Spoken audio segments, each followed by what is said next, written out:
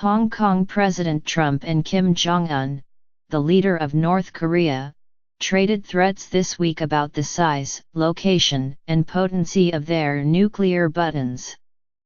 The image of a leader with a finger on a button, a trigger capable of launching a world-ending strike, has for decades symbolized the speed with which a nuclear weapon could be launched, and the unchecked power of the person doing the pushing. There is only one problem: there is no button. William Safire, the former New York Times columnist and presidential speechwriter, tracked the origin of the phrase "finger on the button" to panic buttons found in World War II-era bombers.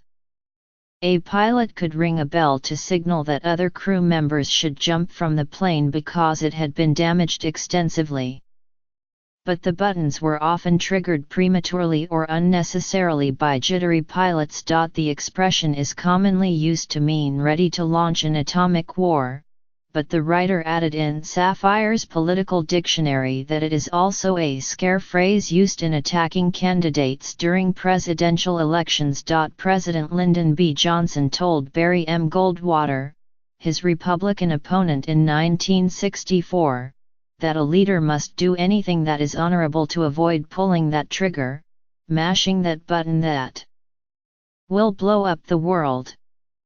Richard M. Nixon told advisers during the Vietnam War that he wanted the North Vietnamese to believe he was an unpredictable madman who could not be restrained when he's angry, and he has his hand on the nuclear button. During the 2016 presidential election, Hillary Clinton said of her opponent, "Trump shouldn't have his finger on the button, or his hands on our economy." Each nuclear-capable country has its own system for launching a strike. But most rely on the head of government first confirming his or her identity and then authorizing an attack. Despite Mr. Trump's tweet that he has a much bigger and more powerful button than Mr. Kim, the fact is, there is no button. There is, however, a football.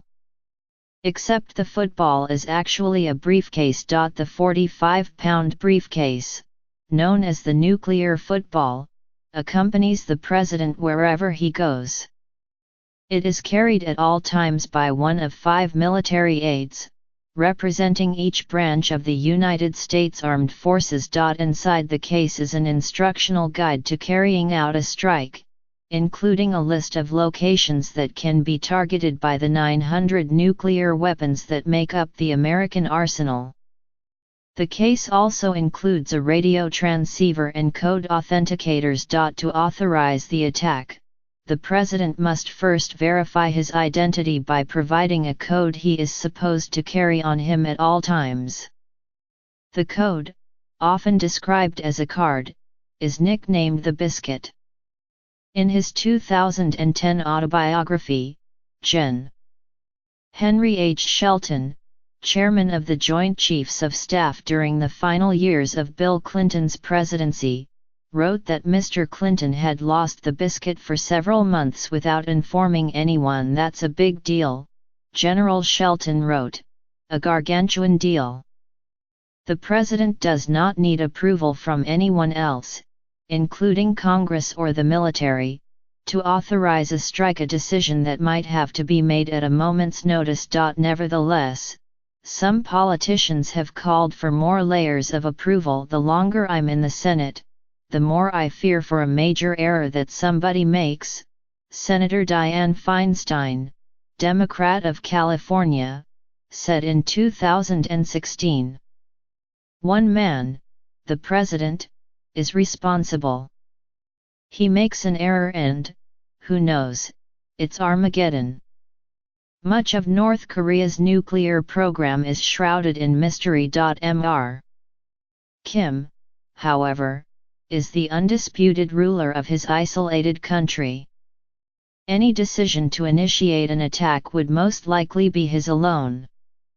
In recent months, Mr. Kim has threatened to ignite an enveloping fire of missiles near the Pacific island of Guam, an American territory, and has warned that North Korean intercontinental ballistic missiles are capable of reaching the mainland United States. It's not a mere threat but a reality that I have a nuclear button on the desk in my office, Mr. Kim said in a speech on Monday. All of the mainland United States is within the range of our nuclear strike. It is doubtful that there really is a button on his desk.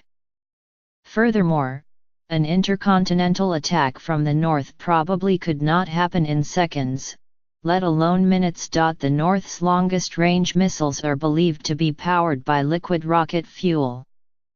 That means the missiles cannot be stored and ready to fire at a moment's notice. They must be loaded with fuel before launch, a process that can take hours. Newer, shorter-range missiles are loaded with solid fuel, however, making them easier to launch before the North's enemies detect an attack.